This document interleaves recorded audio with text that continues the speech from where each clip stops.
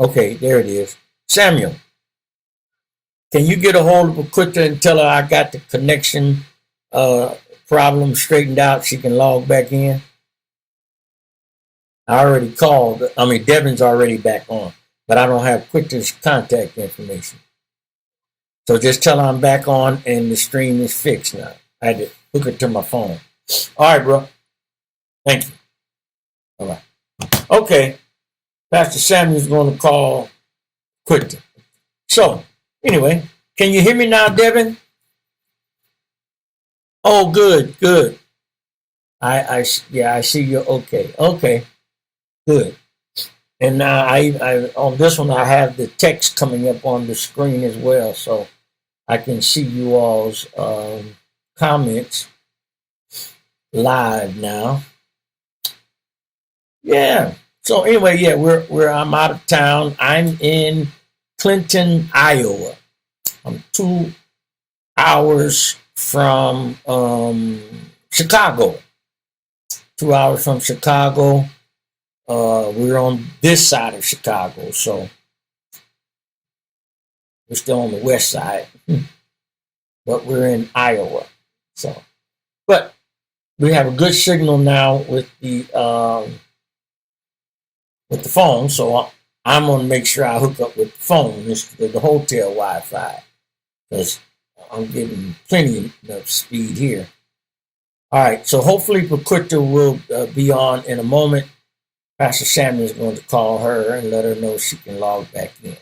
All right, now let's get on with our lesson here. I want to pick up where we left off last week before the weekly wrap up. Excuse me, and we were talking about Job's statement from Job 31 and 1. I made a covenant with mine eyes. Why then should I think upon a maid? And I want to talk about on that one, really, Job's commitment to managing his own vessel. He is now in control, and he now states that he has made a covenant with his eyes. In other words, Job has said to his eyes, listen, I know you all are going to see certain things because that's part of your job and function is to visualize and to see. But I need you to stop there. I don't need you to send other signals to my brain or to my mind. And I made a covenant then, he says, with my eyes. I'm not going to dwell on the stuff. So don't get fixated. In other words, look and look away. Just do it just like that. Look and look away. Because see, the fact is that you all get me in trouble. My eyes. There she is. Good. Thank you. Pastor Sammy got a hold to you. I got to get your phone number, your contact information other than your email. So if this happens again, I can text you like I did Devin, because she texted me as well. So welcome back, Sister Quit. So we have my girls are on the phone, so we're going to continue with our lesson on tonight. All right, as everyone else comes in, joins in, we have some others who have joined us on the church page and also on the television network. So welcome to everyone. So you're joining me. We're in Proverbs chapter 6, and we were talking about, that was the verse where Solomon talks about don't lust after the beauty. That was verse 25. Lust not after her beauty in thine heart, neither let her take thee with her eyelids. And we talked last week about body language and being expressive with your looks and your expression, your countenance. You can say a whole lot with gestures. sometimes making a message more clearly than if they said it with words. And one of the things that he says is that the woman has this ability. So, in conjunction with verse 35, I brought up Job 31 and 1, where Job said, I made a covenant with mine eyes. Why then should I think upon a maid? So, in other words, he was saying that he would never get himself involved with another man's wife. He usually would call the maid, or his wife. And so he says, I made a covenant with my eyes to not think. In other words, you can't help what you see, but you can sure help what you dwell on. See, David's problem was David should have looked no further. When David stood there on his balcony and he looking out over, and of course, being in the palace, he's towering all the other abodes in the area, and he's looking down upon the tops of everyone else's houses. And who has come out to take a bath but Bathsheba? And David is gazing, and he gazes just a little too long. See, he hasn't made a covenant with his eyes as Job had. And so he has looked too far. Now, there's a wisdom in this statement that Job makes. I've made a covenant with my eyes. Well, Job understands totally the nature of men and women.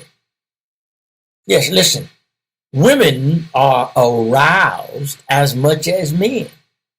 See, it's not just the man who is aroused or attracted to the opposite sex. The women are attracted to men. They have their preference, and they have their likes and dislikes, and they have the certain types that appeal to them. Job understood very well the nature of men and women. And because of this, Job has said, I am not going to allow my eyes to take me into that sexual realm of thought. Because this is how sin is brought about. See, when a man yields to temptation, the first part about the yielding is just, it could be a suggestion, it could be a visual view, but when you dwell on it and you don't take control of those thoughts will run away with you. Oh, excuse me. So he says, the seeds of temptation grow into adultery. The seeds of temptation grow into fornication. The seeds of temptation grow into committing crimes. The seeds of temptation. You see, all of those seeds are merely seeds until they are planted. And then if they're planted and watered and then even cultivated, they bring forth fruit. Now that's the way it works, with good or bad. Point here, Job says, I made a covenant with my eyes.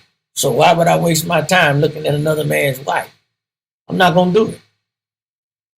And that word there, maid, is translated another man's wife. Yeah, a woman, a man's wife. So what he says also in verse 25 is not to be captivated by flirting or seductive eyes. What is flirting? Flirting is when someone is enticing or coming on to a person and making suggestions with their eyes, or their head movement, or body language, or flirting, which is tempting or temptation. And then he says, and she also has those. It says, don't let her take you with her eyelids. Those seductive eyes. Ugh. And, they'll bat their eyes. Trust me, women know how to manipulate gestures in order to send a message to a man. They do very subtle things, and some are even more boisterous or more out there with their suggestions. I remember my parents telling me about how, whenever my father would go to the state conventions, my mother always traveled with my father to any church function, convocation, national convention, holy convocation, wherever my father went, because he was one of the officials. My mother always accompanied him because they always paid for his room because he handled all the finances and stuff. So, but I remember them telling me a story of how, well, it's more than one time, but that they would always, my mother would go and meet my father at the finance office, and they would walk the service together or walk up to their room after service, after, he's finished doing the counting. They've gotten the money secured and given to the treasurer, who's responsible for making the deposit as soon as the bank opens the next morning. Or he would go, if it was a day service, he'd go right after that.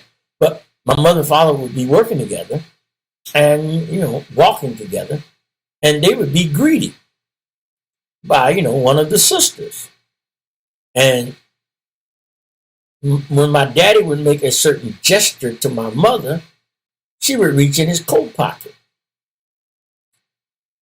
The last woman that walked by them and spoke to them and would speak to my mother very pleasantly, First Lady Dacus and Elder Dacus, how are you?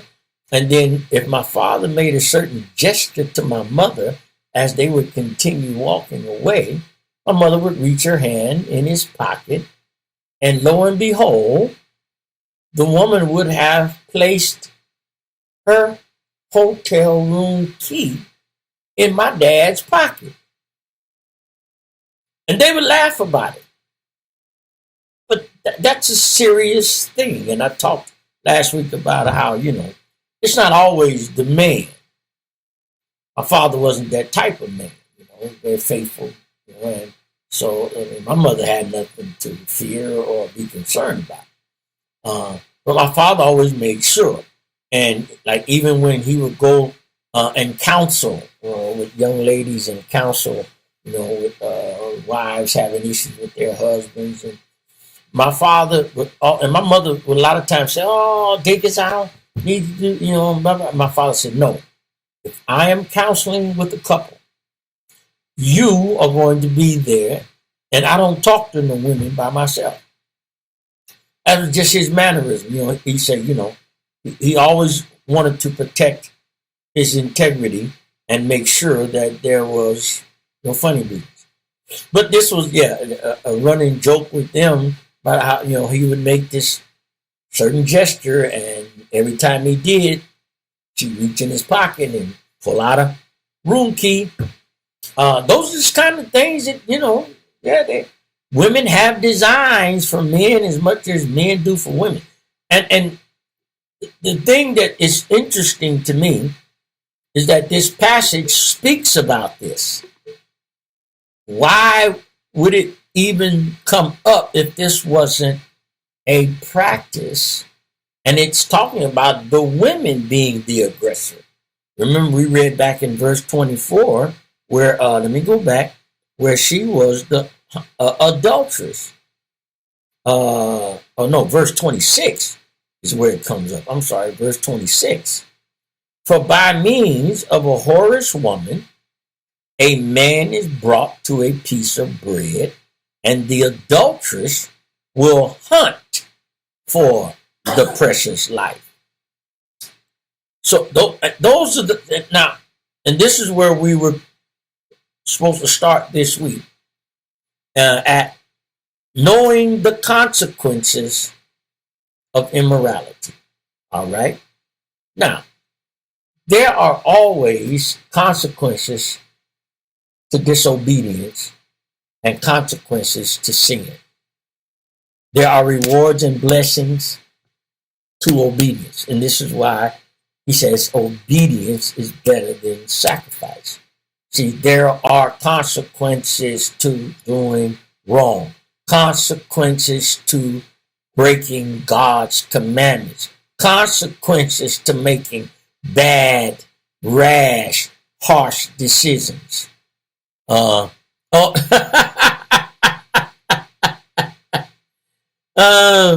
you know what? Yeah, a couple of times, she said, quit, that she started to do that. But it was more comical to her because she says,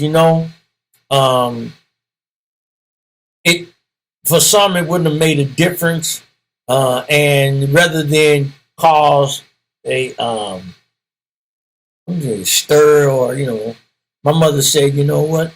The strangest thing was that he never would have taken him up on it, and he always walked straight to the room, to their room with her, and he never left unless she was leaving with him.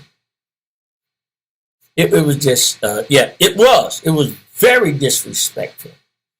And, the funny thing was that a lot of these women would smile in my mother's face. They would talk very so-called respectful to her as first lady, and always speak nice and compliment her attire. But my mother and father, they were like your parents. They always dressed alike. If you see Mother Milligan and Pastor Milligan, they were dressed alike, same colors. And all. My mother and father, same thing. And this was something that happened.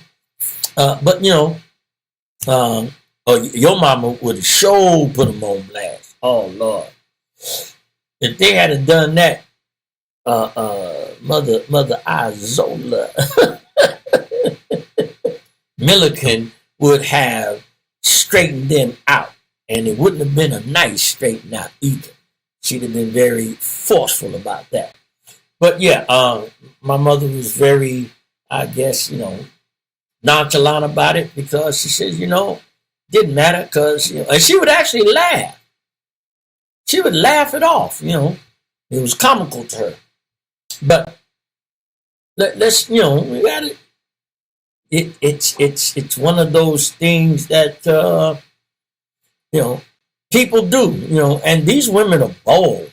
They're very bold now. And nowadays, it's, I remember being approached by two young women some years ago, and I just flat out told them, they made a comment, and I said to them, listen, ain't nothing y'all can do and my wife don't already do. Ain't nothing you can offer me that I don't already enjoy. I says, I'm very satisfied with Sister Davis, and you all are very disrespectful to even approach me that way. And I asked them, and they were younger women. I says, have I given an indication to either one of you that I was even remotely that kind of a guy? No, but you don't never, I said, well, if I don't ever, then I never. And if I never, then I won't ever. And you all should apologize to me for even approaching me that way. Yeah, they caught me coming out of my finance office. I was finance chairman for the jurisdiction I was in at that time. And I had to let them know, Pastor Dakins don't play that. I don't know who y'all been used to encountering or dealing with, but I'm not the one. No, I am not the one.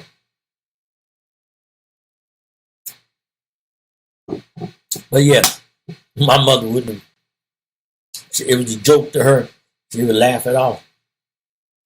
But there are consequences. And my father, he was the kind of man, very soft spoken, and he was very diplomatic, and he was the kind of person though that Whereas my mother may still continue to speak to those women, my father would make it his business to purposefully avoid them. Yeah, he would. When he tried not to even greet them, anymore, because he thought that was disrespecting his wife. And he felt the same way, as I did with those young ladies. He says, I never gave them any indication. Now, even though some of those other guys, some of those other pastors may have been involved in some of that hanky-panky, he was not a part of that crowd. Okay, he may have worked with that group in the business aspect of the church organization, but he did not participate in their extracurricular activities. Yes, he wasn't like that. So let's deal with a couple of the consequences on this evening, and I'm going to pick these up tomorrow. But one of them has some very serious consequences, and that's adultery. Committing adultery had serious consequences. Solomon warns his son that there is grave danger in getting involved with another man's wife. See, there are a lot of things could happen. The retribution part, the revenge aspect, the envy, and jealousy of a husband who discovers, watch this. Generally, the person who receives the harm is the one who is approached and not really the one responsible for the initiation of the act. And it's usually the other party. For instance, a woman usually will attack the other woman, not her husband. Okay? The husband will usually attack the other man, not his wife. But here is the fact. If your spouse is committing an adulterous affair, they are as much responsible as the individual they are in the affair with, because that person couldn't have done anything without that party cooperating. So you may get upset at the woman may get upset at the other woman, but her husband was involved as much, and sometimes more. Vice versa.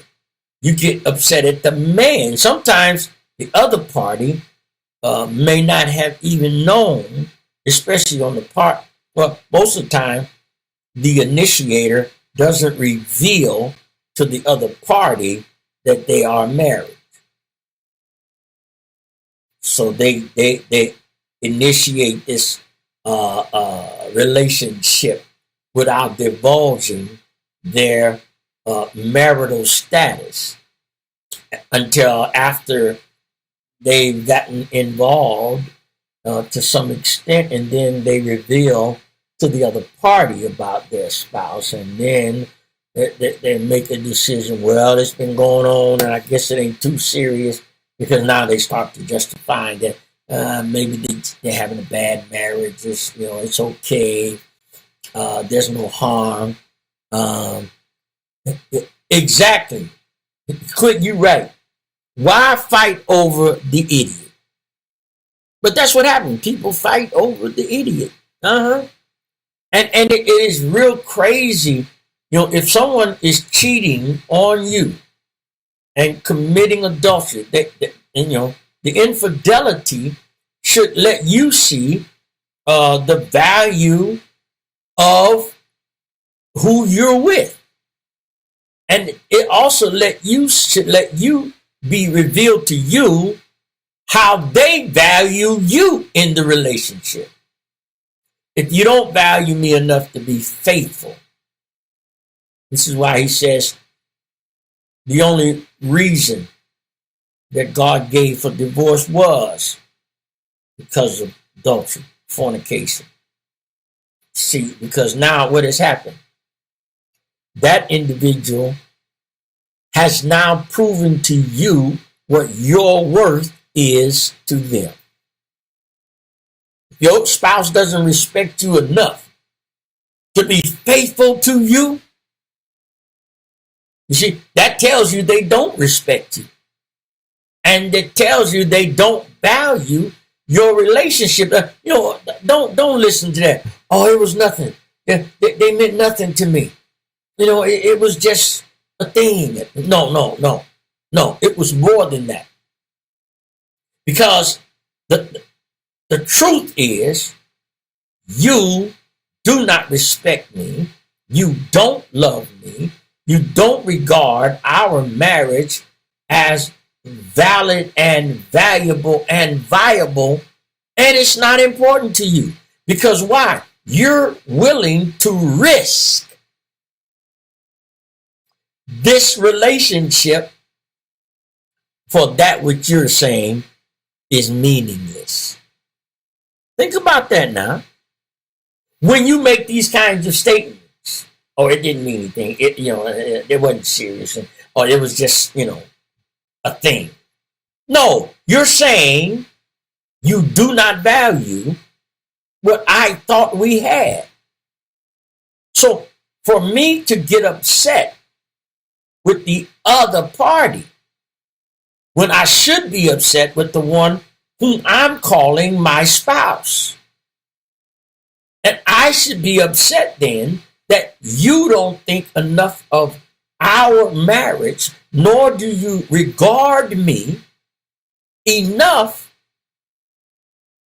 And you tell me, you have the audacity to say to me that they didn't mean anything.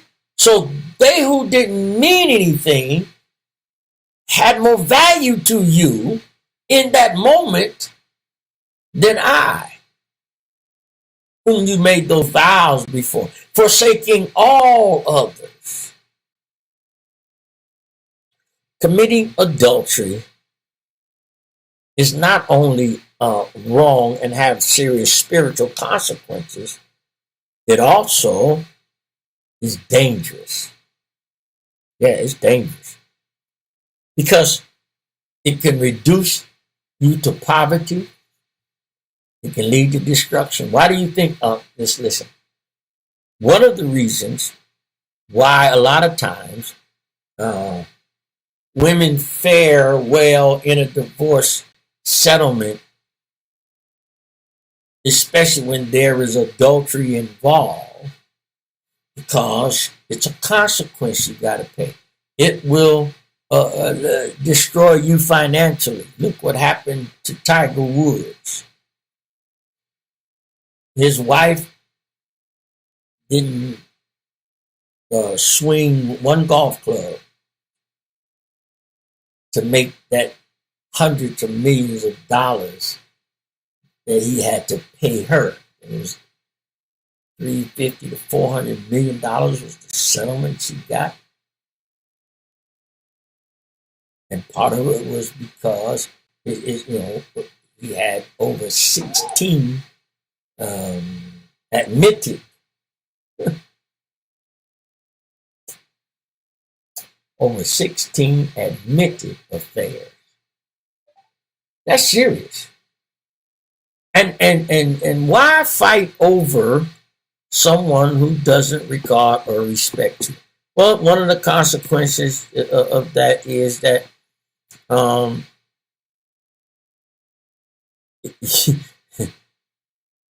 it'll cost you dearly. There was a song. I'm trying to remember who sung the song, but he put out a song called "It's Cheaper to Keep Her."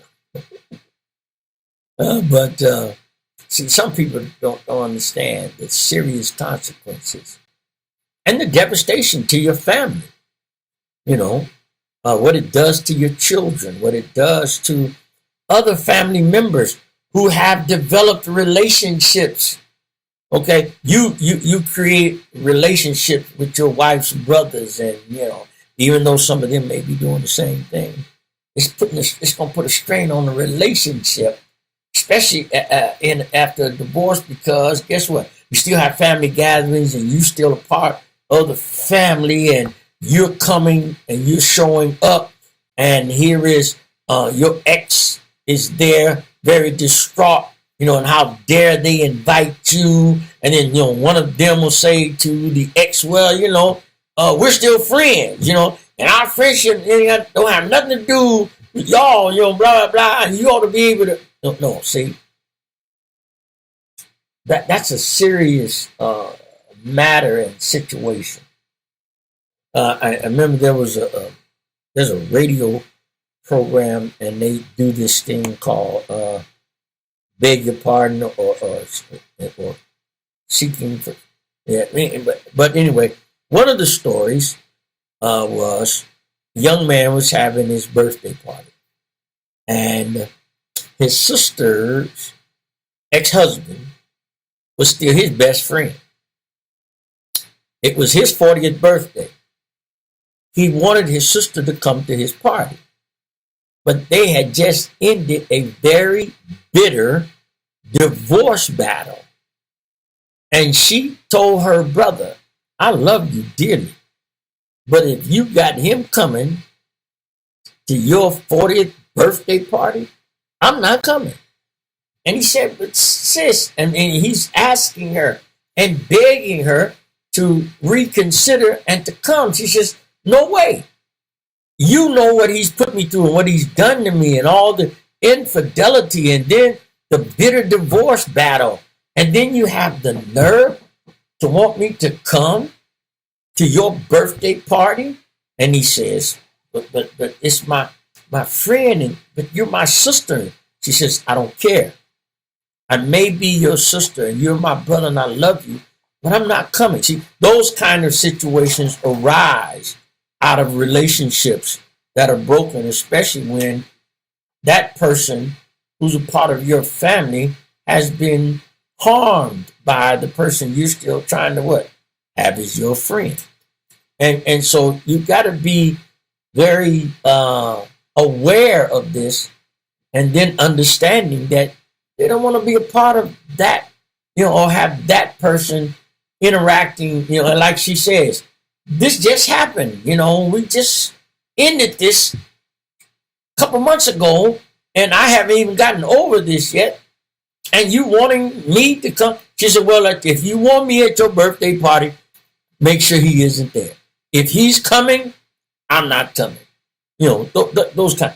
So see, and this is all about an adulterous affair and the consequences of this adultery. So when you understand this,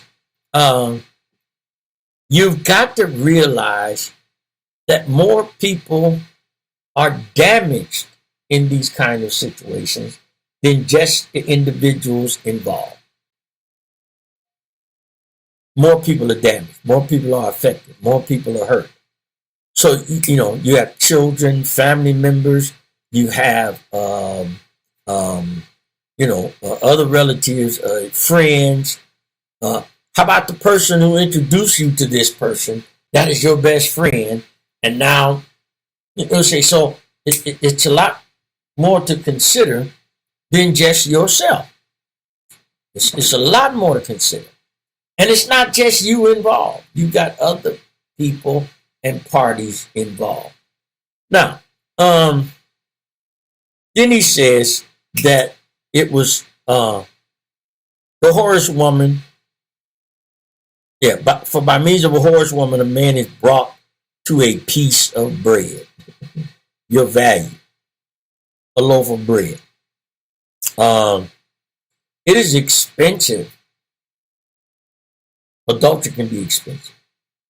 I remember one of the most famous ones of our time was when Kobe Bryant went out and bought a $4 million ring for his wife as an apology for the incident that happened with that young lady up in Canada. $4 million? See, What is the price? I mean, having to buy expensive gifts or pay for an expensive vacation or whatever, shopping spree, the price that you pay. But there are times when that price can be as high as one's life. How many times have a spouse lost their life because of an adulterous affair? Now, that was a price that they pay that they don't get to stick around and reap the benefits of the payment. Mm-hmm. And some who pay dearly and still don't get their family back. Yeah. But a whorish woman can turn a man into a piece of bread. Wow.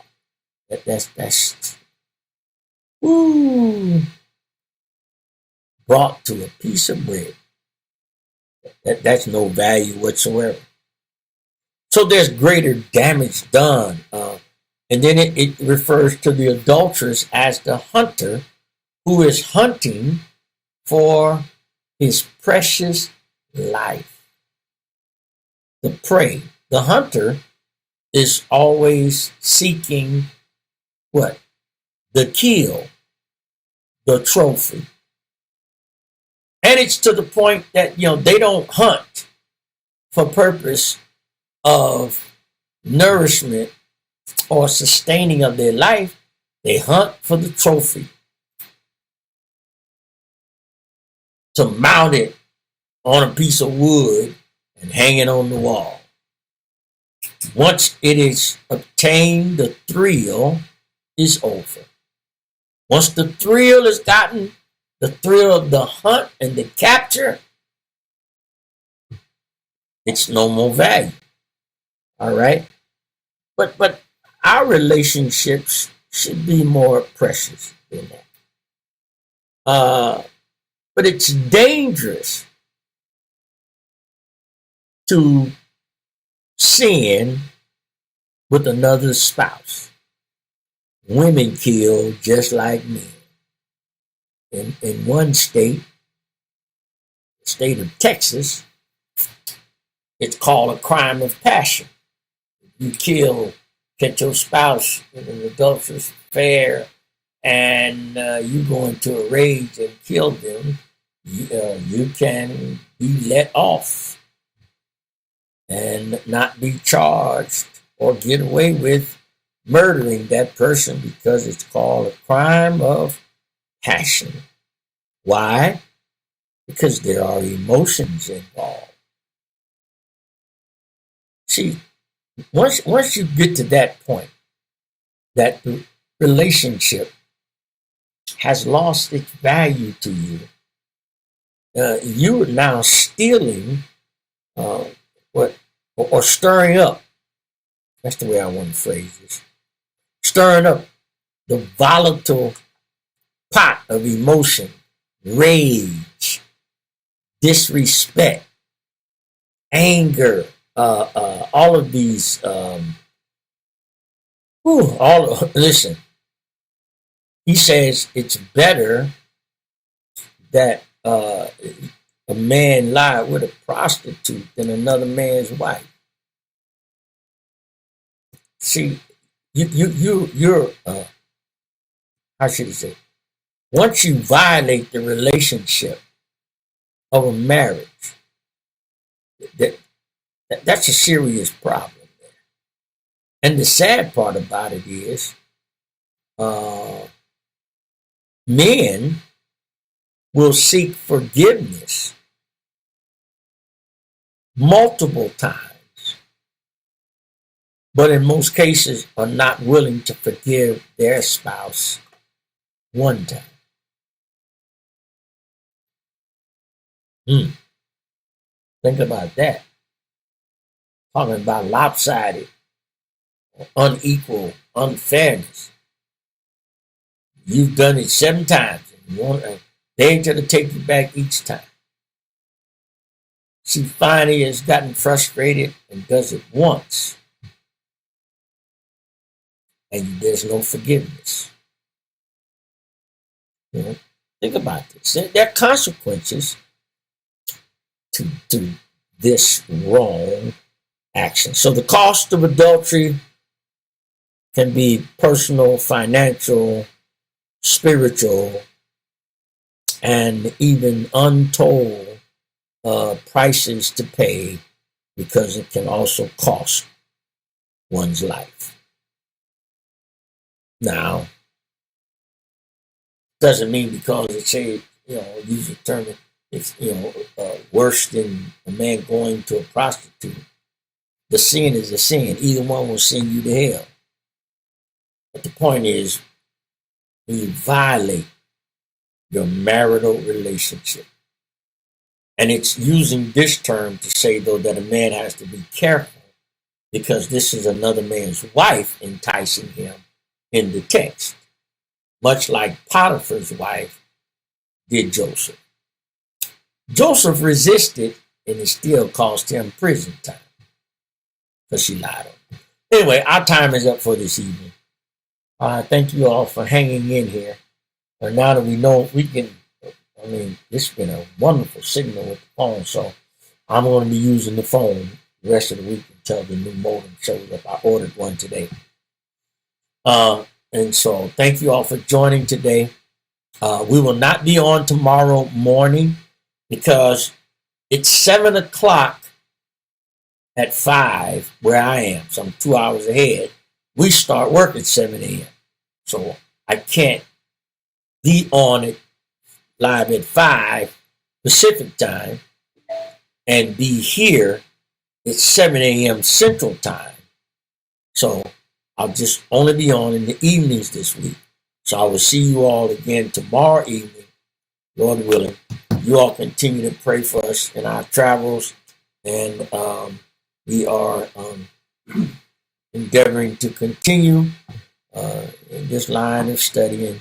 Yes, good night to all of you. You all know I enjoy all of you, love you. God bless you all. And as always, God loves you and I love you. Not a thing you can do about it. You're going to be blessed in the name of the Lord Jesus.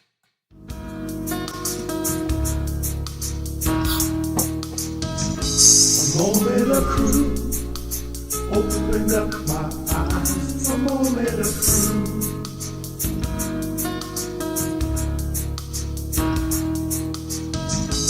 A moment of truth, like the sunrise. A moment of truth.